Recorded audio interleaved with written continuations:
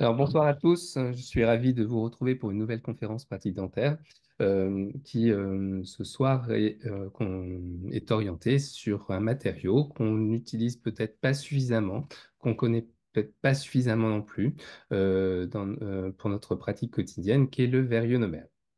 Alors, on a déjà évoqué ce matériau lors d'une précédente conférence, il y a peut-être l'année dernière, sur les saignements de sillon prophylactiques et thérapeutiques, mais aujourd'hui, on va s'intéresser aussi à l'utilisation des vérionomères dans la restauration de cavités. Alors, on va évoquer ses indications, ses avantages, ses limites, aussi son impact écologique. Et pour cela, pour animer cette conférence, j'ai fait appel au docteur Sophia Ouari, qui va tenter de nous apporter tous les éclairages sur ce matériau. Sophia est maître de conférence à l'Université de Paris-Cité et elle est aussi praticienne hospitalière au service d'odontologie de l'hôpital La Pitié-Salpêtrière. Elle travaille donc dans le département d'odontologie restauratrice. Et puis, avant de lui donner la parole, je vous signale, pour ceux qui ont l'habitude d'être avec nous, ils le savent, mais sinon pour les nouveaux, que vous pouvez nous poser toutes vos questions en cliquant sur l'icône Q et R qui se situe en bas de votre écran et on y répondra à la fin de la conférence. Voilà. Sophia, je te laisse la parole. Oui, merci beaucoup Xavier pour cette présentation. Bonsoir à tous et bienvenue pour ces conférences en ligne de l'UFSBD, pratique dentaire, et avec ce soir un sujet sur les ciments vérionomères, principalement comment repenser ces ciments vérionomères pour une santé durable, responsable et efficace. Dans un premier temps, nous verrons le plan de cette intervention avec une première partie avec une définition, une classification, les exemples commercialisés dont nous avons accès. Quelles sont les indications de ces vérionomères, pour qui, pour quelle situation clinique, base intermédiaire, scellement de prothèses, restauratrices, etc.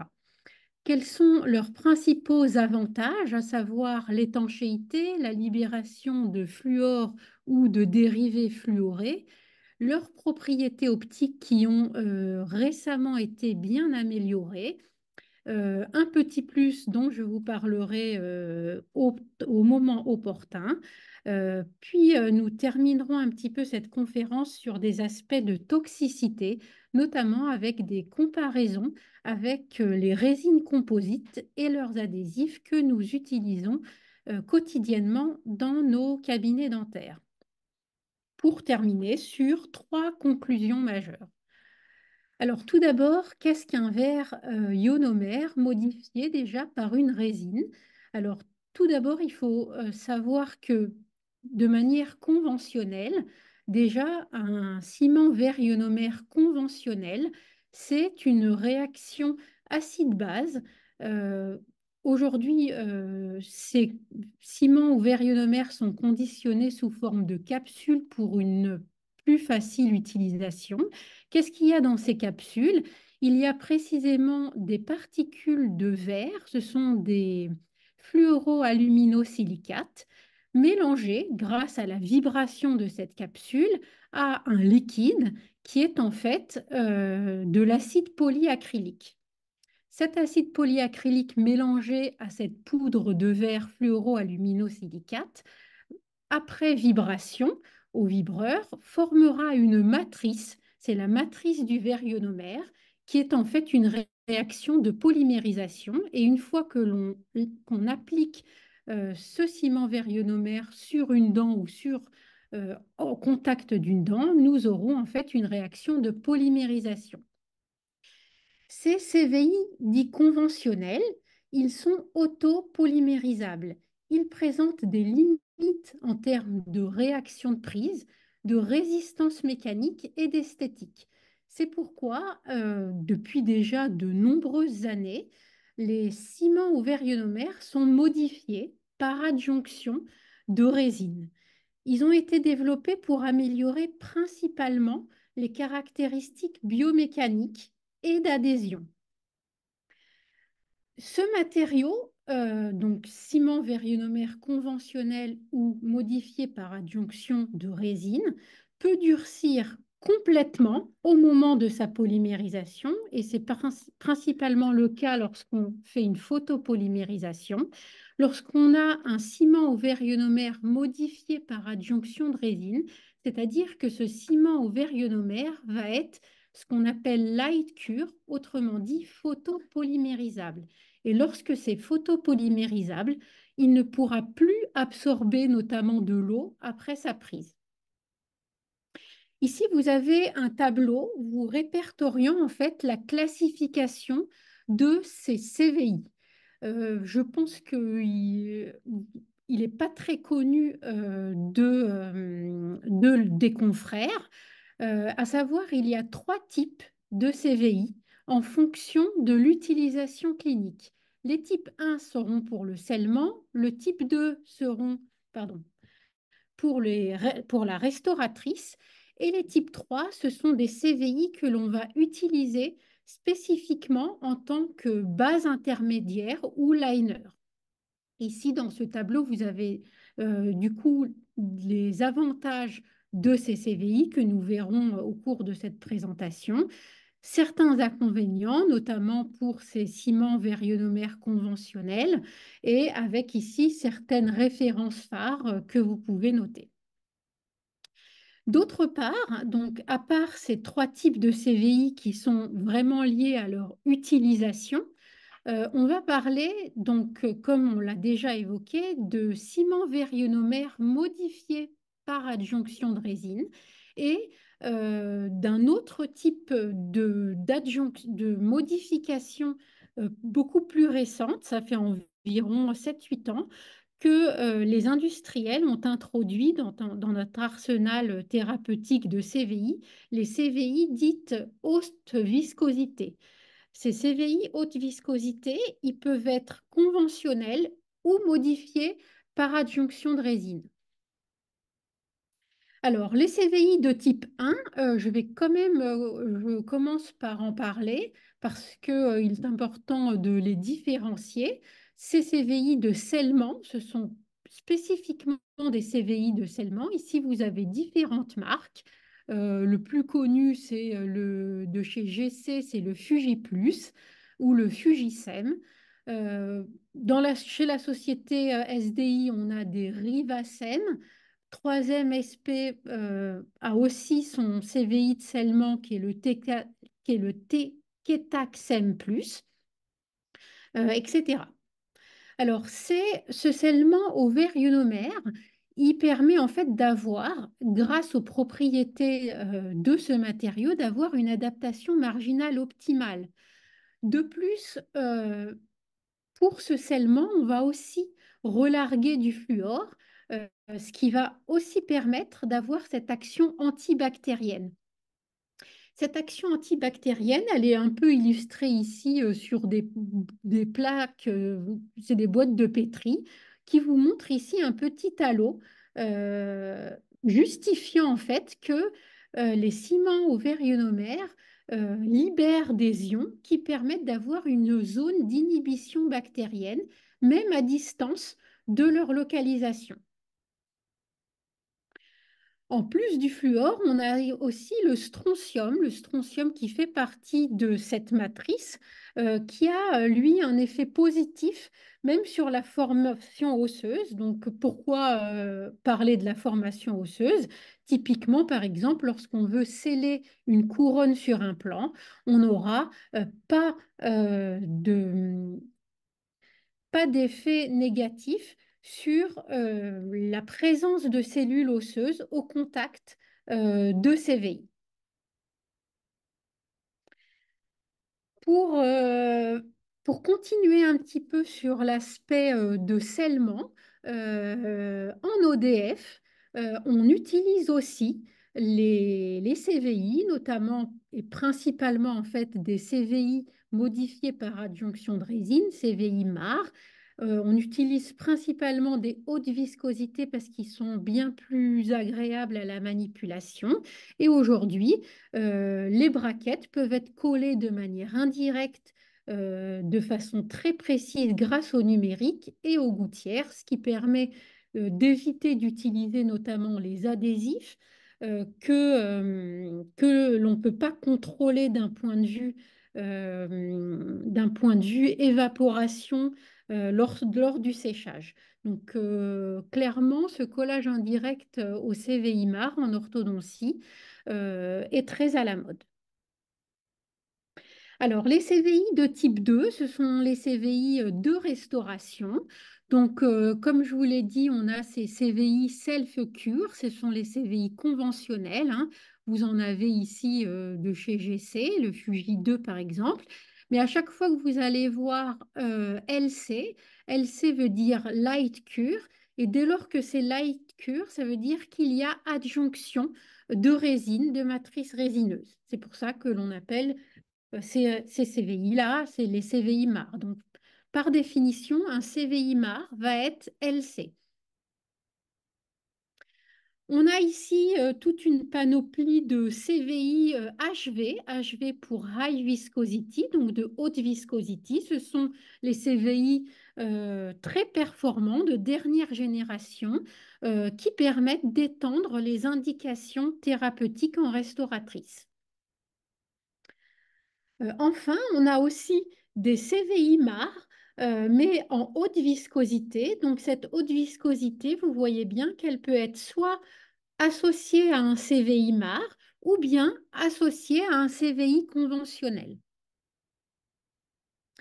Ici, j'ai remis un petit tableau que j'ai un petit peu simplifié, issu d'une revue de la littérature publiée il y a presque 2 ans maintenant. Je vous invite à aller la consulter parce qu'elle permet d'avoir en fait les produits qui sont commercialement disponibles en fonction des classes de CVI. Ça vous donne les effets biologiques, l'aspect de biocompatibilité dont on va parler après, et puis certains inconvénients ou bien non-utilisation pour certaines indications. Alors justement, venons aux indications. Alors tout d'abord, les CVI, ils sont indiqués pour une certaine population en particulier, notamment les populations pédiatriques, gériatriques et les patients présentant un handicap. Pourquoi? Parce que ce sont des populations à risque, principalement soit risque carieux élevé, donc RCI, c'est risque carieux individuel ici élevé, ou bien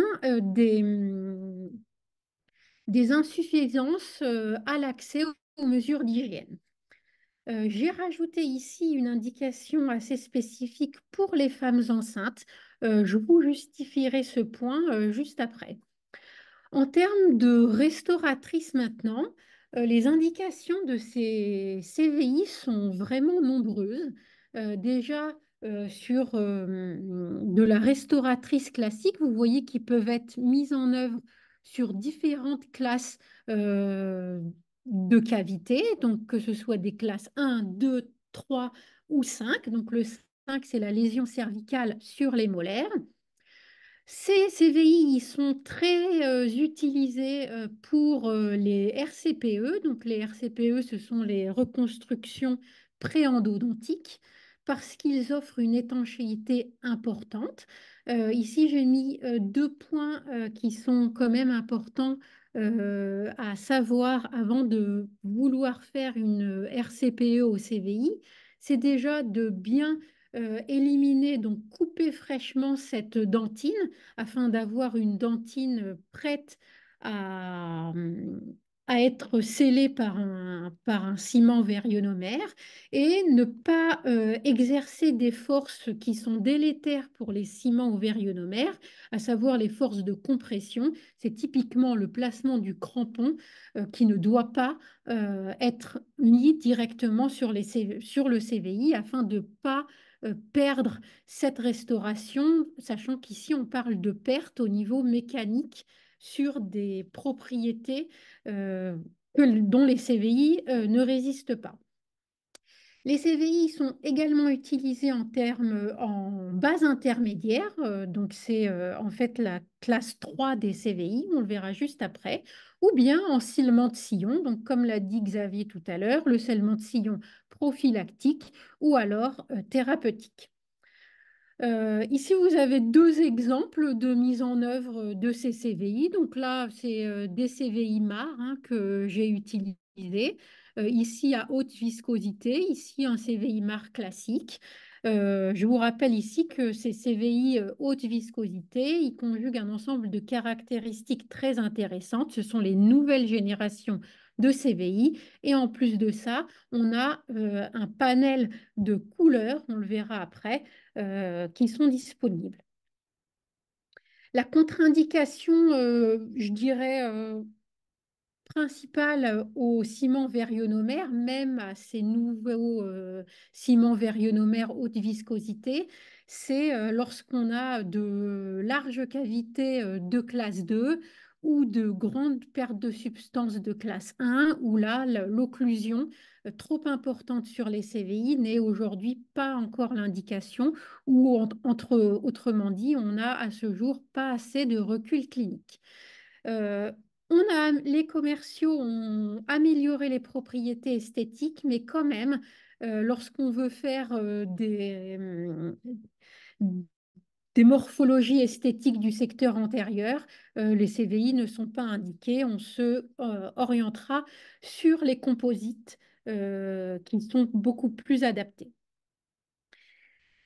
Alors, quelle que soit l'utilisation des ciments vérionomères, ils ont besoin d'être mis sur une dentine ou un émail qui a été au préalable conditionné. Conditionné avec quoi? C'est avec un acide faible, c'est l'acide polyacrylique qui va précisément former des liaisons avec la matrice du CVI. 20 secondes sur la dent en frottement avec la microbroche et de façon très soigneuse le rinçage jusqu'à disparition de cette fameuse couleur bleue qui est mise à cet effet par les chimistes industriels. Pour les scellements de sillon, alors tout le monde enfin, principalement on pense au silent, mais en fin de compte, les ciments vérionomères sont aussi très adaptés. Lorsqu'on voit une capsule de vérionomère, on se dit que l'embout est un peu gros pour rentrer dans un petit sillon. Mais en fait, lorsqu'on fait un scellement de sillon au vérionomère, on l'appuie au doigt. C'est la technique du press finger qui permet en fait de vraiment pénétrer dans les sillons anfractueux microscopiques. La majorité des études, voire la quasi-totalité, montrent clairement qu'avec le vérionomère, on n'a pas de développement de caries secondaires. Vous voyez ici l'utilisation du Fuji-triage qui existe en deux couleurs différentes. Alors, il y en a qui préfèrent avoir une couleur rose pour justement savoir lorsque le ciment vérionomère a disparu et à ce moment-là, justifier une réapplication, mais il existe aussi en blanc. Alors ici, sur cette diapositive, vous ai un peu répertorié les principaux avantages de ces ciments vérionomères, hein, quels qu'ils soient. C'est leur étanchéité à la structure dentaire. Ici, vous voyez une comparaison avec le composite ici et un ciment vérionomère.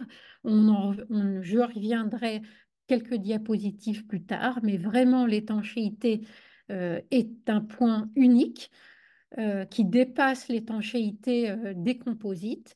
Les capacités antibactériennes, le strontium, le fluorure, ça joue un effet antibactérien. En plus de ça, d'un point de vue environnemental, autour de ce CVI, on va libérer des quantités de fluorure intéressantes pour la reminéralisation des surfaces adjacentes ou environnantes.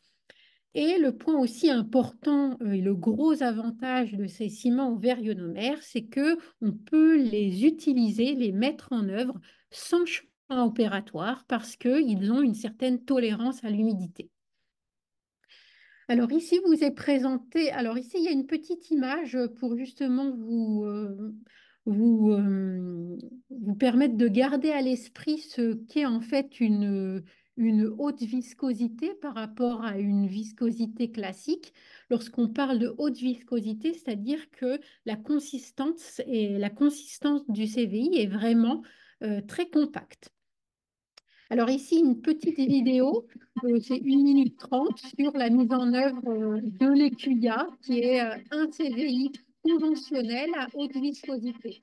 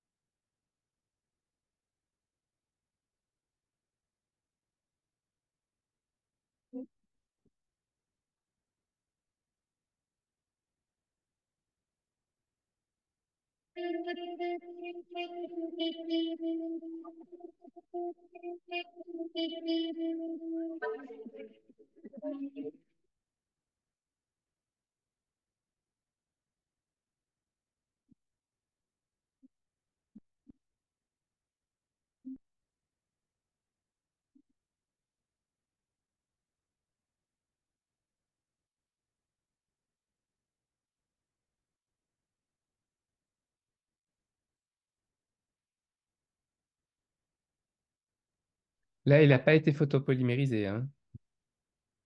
Non, lui, il n'est pas mat. Voilà, Le il est qu'il a porté n'est pas un CDI conventionnel.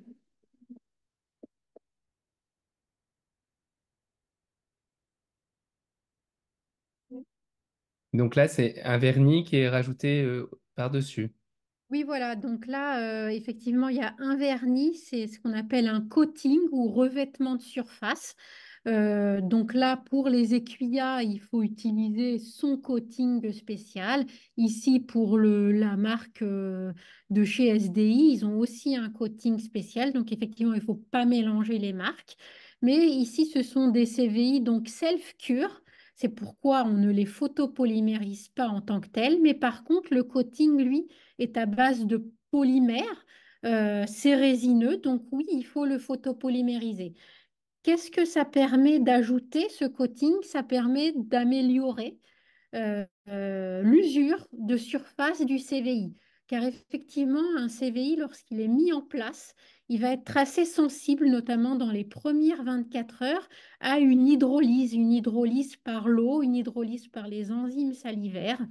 Et grâce à ce coating, on protège de façon significative cette hydrolyse précoce.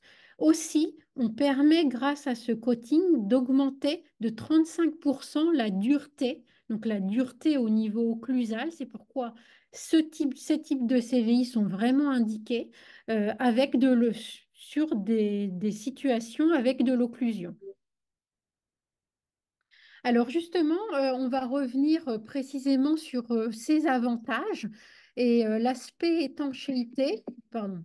L'aspect étanchéité, vous voyez ici une très belle image que m'a donné le professeur Salvatore Soro, qui est un ponte de la reminéralisation et des biomatériaux, qui est à l'université de Valence, où en fait ici on voit en rouge ce que crée le ciment ici verionomère au contact de la dentine. C'est vraiment une précipitation minérale naturelle. C'est ce qu'on appelle une réaction chimique de substitution qui est unique des verionomères. Ici, ce que vous voyez, en fait, cette couche-là, lorsqu'on veut la tester au niveau de ses propriétés mécaniques, on s'aperçoit qu'elle est en fait hyper minéralisée et qu'elle est ultra résistante, même aux attaques acides et plus même qu'une dentine saine. Ici, un petit point, je dirais, rappel, où peut-être que ben, la majorité d'entre vous, lorsque vous déposez en fait un ciment verionomère, eh bien, vous vous rendez compte que c'est très difficile parce que ce joint, il est vraiment fusionnel avec la dentine, ce qui n'est pas du tout le cas avec les composites parce que le système adhésif et souvent facilement décollée lors de la dépose. Donc cette adhésion chimique, elle est unique à la structure de la dent. Ici, vous avez une autre étude juste pour vous montrer les performances du vérionomère par rapport à des systèmes adhésifs, que ce soit en un ou deux temps en SAM ou en mordant-sage-rinçage. Ici, clairement, en termes de taux d'échec, les CVI ont les meilleures performances cliniques. Et même par rapport aux exigences de l'American Dental Association, les CVI sont en fait la seule catégorie de matériaux qui répondent vraiment à ces catégories, à cette propriété d'étanchéité, d'adhésion chimique à la dent. Par rapport à la protection ici, donc cette étude montre un petit peu la profondeur d'attaque suite à la mise en place de ces matériaux suite à l'application d'un acide. Ici, vous avez différents types de CVI. Ici, vous voyez que l'EQIA, sur cette étude-là, a montré les meilleures performances parce que moins l'acide pénètre dans le matériau, mieux il est résistant à l'attaque acide. Euh, Ici, c'était juste pour vous montrer que en fait, cette couche hyper minéralisée que je vous ai montrée, cette couche qui fait la liaison, en fait, c'est une couche de fluoroapatite parce qu'en fait, on a ce fluor du CVI qui va se mêler à l'hydroxyapatite et on a besoin de 10 fois plus d'acidité pour déminéraliser une fluoroapatite par rapport à une hydroxyapatite. Donc vraiment, cette interphase-là, elle est vraiment de très haute qualité. La libération de fluor, elle se fait donc à deux niveaux. C'est important de ne pas les mélanger. On a cette libération de fluor au niveau de la couche de liaison avec la dent. Et on a aussi cette libération de fluor, je dirais, à la surface. Ici, on parle de libération de fluor à la surface qui va permettre de reminéraliser les surfaces adjacentes, voire même la surface de la dent adjacente au contact. Et en fait, on voit que bah, c'est avec le temps que cette libération de fluor, elle est de plus en plus importante. Le CVI servant en fait comme un véritable réservoir. À chaque fois que le patient va utiliser une source de fluor, ce CVI, dès lors qu'il est en contact avec la salive, va se recharger et libérer du fluor. Donc ça, c'est vraiment l'effet de reminéralisation de surface environnementale. Ici, on a un gold standard en termes de réservoir de fluor. C'est très clairement le Fuji triage de chez GC qui est vraiment le CVI avec la très haute capacité à libérer du fluor. Ici, sur cette étude-là de 2011, vous voyez les performances un petit peu mécaniques de l'EQIA. Donc là, c'est vraiment une étude de chez GC, mais là, vous avez une comparaison du CVI avec des autres composites. Et par rapport à certaines marques de composites, donc pas toutes, hein, bien évidemment, mais l'EQIA, donc ce CVI haute viscosité un peu hybride, hein, mais pas marre, surpasse certaines résines composites en termes de microdureté. Et ça, c'est grâce à quoi? Grâce à ce fameux coating que l'on met au-dessus. Donc c'est vraiment l'EQIA plus coating qui fait que on arrive à même surpasser certaines marques de composites actuellement disponibles. Alors, ce fameux coating, voilà, c'est juste une diapositive pour en parler. L'aiguille côte, hein, là, ici, vous voyez en marron, par rapport à un composite, par exemple, où en fait, la durée de vie de ce coating c'est environ, selon les études, donc les études se font in vitro, hein, donc c'est simulé en situation clinique, ça veut dire de l'in vitro, mais simulé en situation clinique. On a environ une stabilité de 6 mois de ce revêtement et il n'est pas nécessaire de le renouveler parce que c'est justement cette première période où le CVI est sensible, donc ça va le protéger. Et pendant cette période, le CVI va même entrer en ce qu'on appelle une maturation secondaire qui va permettre d'améliorer encore ses propriétés mécaniques. Mais aucunement, on a besoin de renouveler ce coating, même s'il disparaît aux environs 6 mois. Un petit mot sur les CVI de type 3 qui sont spécifiques pour être utilisés en base intermédiaire, à savoir notamment dans la technique sandwich. Donc base intermédiaire, c'est vraiment entre guillemets ce qu'on appelle substitut dentinaire. Donc là, on a besoin de CVI pas performants mécaniquement, euh, mais des CVI classiques font largement l'affaire. Donc, typiquement, ici, souvent, on utilise des Fuji 9, des Fuji 2, qui peuvent correspondre à cette application-là en technique sandwich. Donc, l'avantage de la technique sandwich, c'est bon, on fait 2 étapes, le vérionomère puis le composite. Ici, vous avez une image en CVI exposé ou technique sandwich ouverte, ou bien le CVI n'est pas exposé, donc c'est la technique du sandwich fermé. Euh, Bien que cette technique comporte 2 étapes, elle permet clairement d'obtenir un meilleur résultat, notamment en termes de sensibilité post-opératoire et de ce fameux joint euh, ultra étanche avec la dentine de contact.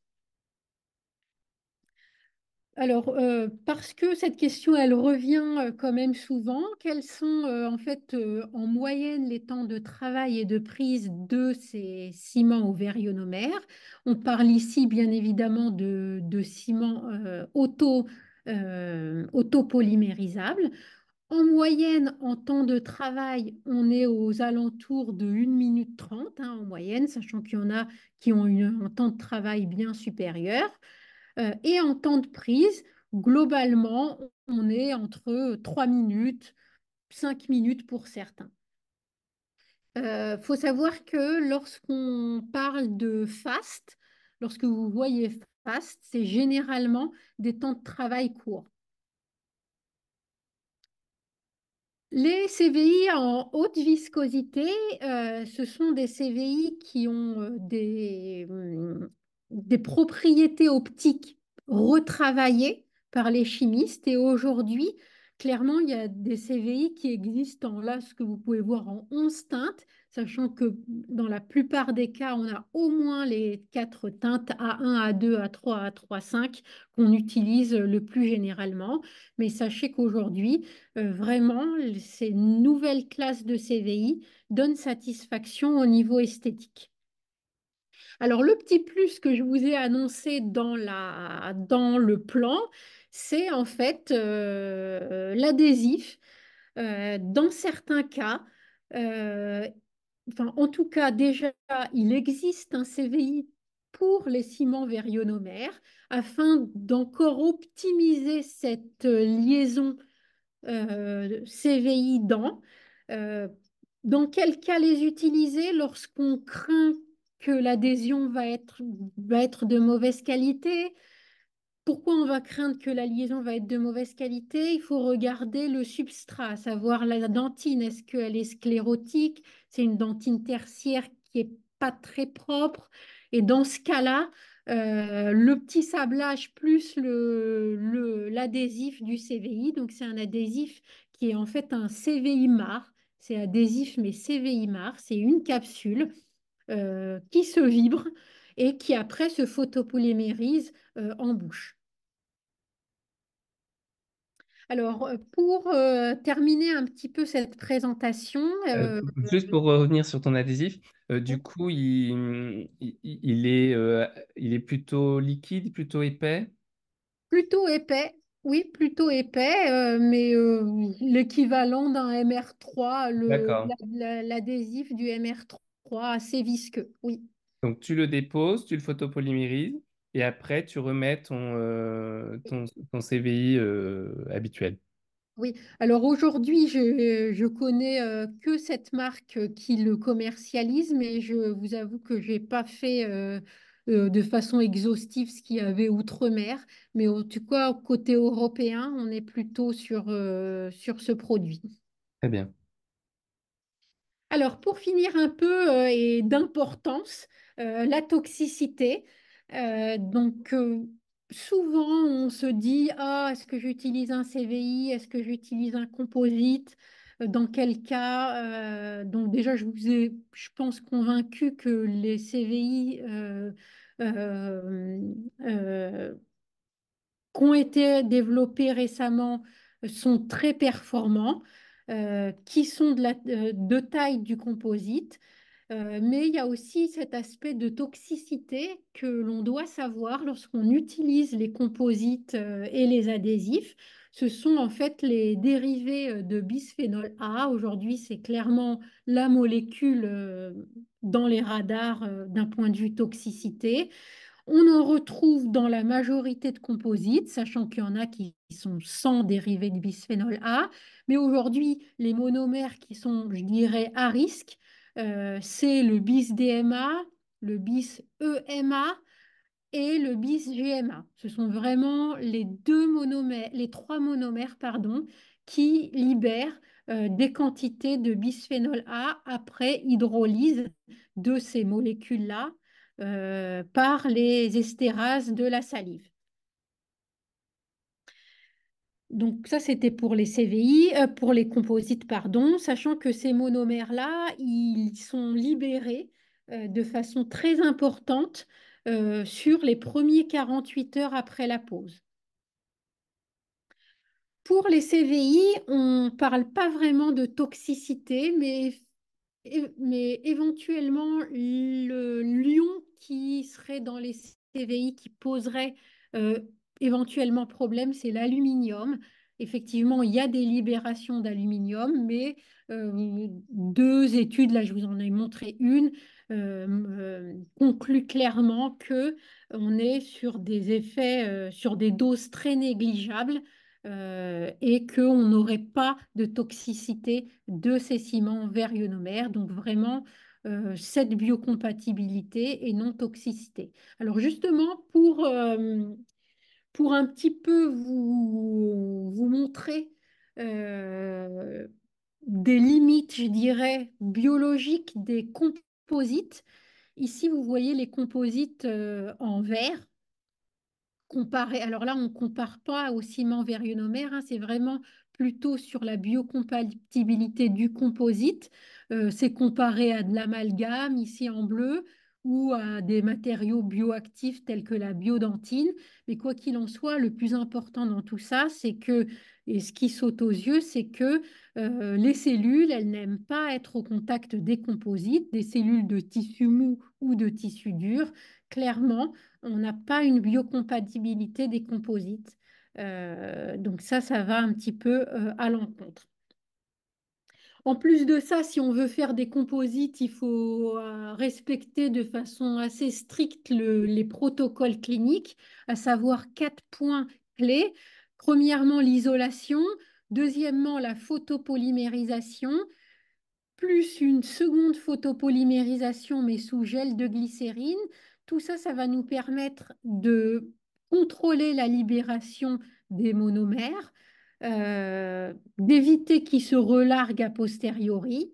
Donc la photopolymérisation, c'est très important parce que, il faut vraiment tester vos lampes et qu'elles soient efficaces. Photopolymériser au moins 20 secondes par face, ça prend du temps. Et utiliser le gel de glycérine qui va vraiment permettre de limiter cette libération sur les 48 premières heures à la surface des composites. Enfin, le polissage des composites, c'est très important parce que ça va aussi limiter cette libération de toxiques. Tout ça, c'est pas nécessaire avec les CVI. Donc clairement, on a une mise en œuvre des CVI bien plus facile que les composites. Voilà, donc en conclusion de cette conférence, donc trois points importants. Déjà, les CVI, oui, pour une santé responsable. Et ici, je vous ai mis déjà une recommandation de l'OMS, donc WHO en anglais, qui en fait a déjà classé le ciment vérionomère parmi les trois médicaments essentiels à l'heure actuelle pour lutter déjà contre les maladies bucco-dentaires et notamment la maladie carieuse. Donc clairement un intérêt en termes de santé publique qui repose sur toutes les propriétés que je vous ai listées au cours de cette conférence, la libération des fluorures, la capacité adhésive, la simplicité d'utilisation, l'utilisation dans les scellements prophylactiques et thérapeutiques, chez les enfants, la facilité de mise en œuvre, les personnes à besoins spécifiques ou les personnes âgées, au risque carieux, tout ça c'est vraiment le côté santé publique. En conclusion alors choisir les CVI pour une santé responsable. Et là, on revient sur les principes de toxicité avec un principe de précaution, notamment d'éviter le maximum l'utilisation des résines composites toxiques chez les femmes enceintes, les jeunes enfants et même les adolescents. Et là, on est vraiment un petit peu pour limiter l'utilisation de perturbateurs endocriniens, notamment le bisphénol A. Et enfin, le dernier point, pour une santé durable et efficace, donc clairement aujourd'hui, les vérionomères modernes ne sont pas à considérer comme des restaurations temporaires, mais vraiment comme des restaurations permanentes. Ici, vous avez l'exemple d'un CVI qui est resté 10 ans sur une dent. Alors, bien évidemment, il s'est un peu usé, mais au moins, on n'a pas de carie secondaire et on rend service aux patients. Voilà, je vous remercie pour votre attention. Je pense qu'on est bien dans les temps. Ouais, nickel. Voilà. Merci beaucoup, Sophia, pour tout cet éclairage et cette conférence convaincante pour l'utilisation des vérionomères.